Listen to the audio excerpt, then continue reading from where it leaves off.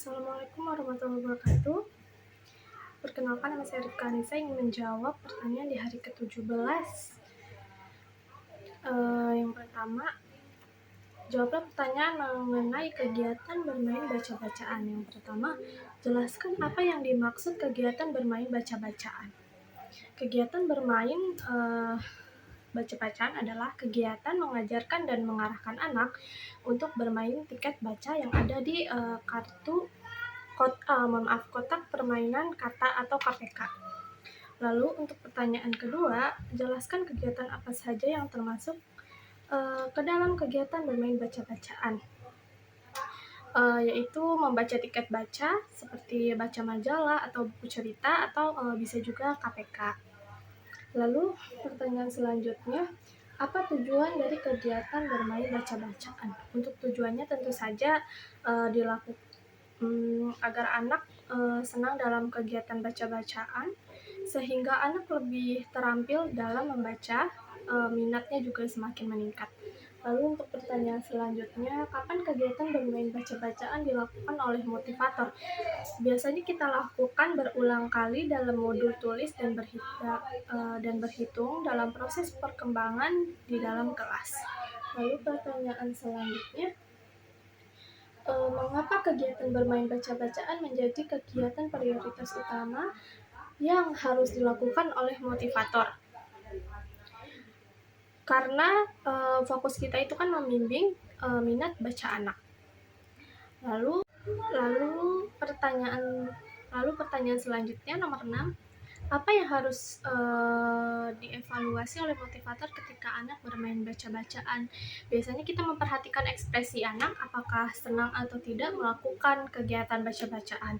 Jika anak merasa sudah senang, kita melihat dari ekspresinya sudah senang, sudah bahagia, itu artinya kita sudah berhasil untuk membimbangkan secara fun e-learning. Lalu pertanyaan selanjutnya, bagaimana cara menerapkan kegiatan bermain baca-bacaan? Biasanya kita dengan mengarahkan anak untuk menjadikan media baca sebagai tiket bermain baca-bacaan agar anak tidak bosan. Lalu pertanyaan selanjutnya, untuk nomor 8, apa dampaknya jika motivator tidak menerapkan permainan baca-bacaan? Untuk dampaknya, anak jadi tidak tertarik dalam bermain baca-bacaan. Lalu selanjutnya, jelaskan apa yang diketahui mengenai teori jam bandul.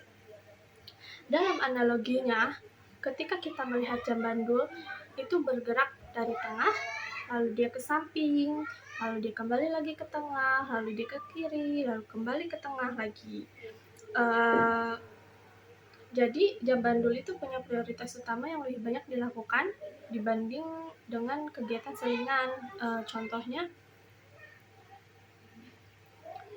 Contohnya seperti mewarnai, menulis, dan menarik garis, juga matematika.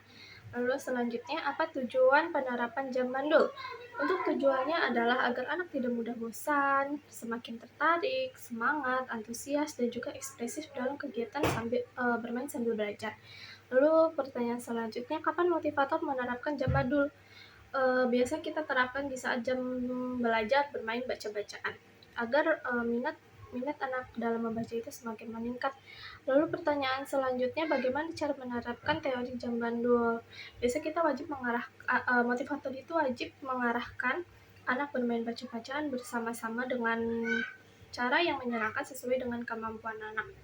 Dan jangan lupa untuk melakukan metode fun e-learning. Lalu selanjutnya, motivator juga membimbing anak melakukan kegiatan selingan, ya seperti dengan durasi yang singkat dan pastikan anak itu merasa senang. Lalu pertanyaan selanjutnya, bagaimana jika motivator tidak menerapkan teori jam bandul? Kalau motivator tidak menerapkan jam bandul, tentu saja kita sebagai motivator tidak bisa fokus dengan afeksi juga ekspresi anak, yang berdampak anak jadi merasa tidak senang. Nah, ini untuk nomor 6, apa dampaknya jika motivator tidak menerapkan teori jam bandul? Yang pertama, anak merasa bahwa belajar adalah beban, lalu anak cepat merasa bosan saat belajar, anak juga jadi malas belajar, dan biasanya jadi benci belajar juga, dan kayak udah deh main game aja gitu, minat bacanya jadi berkurang. Hanya itu yang bisa saya sampaikan. Wassalamualaikum warahmatullahi wabarakatuh.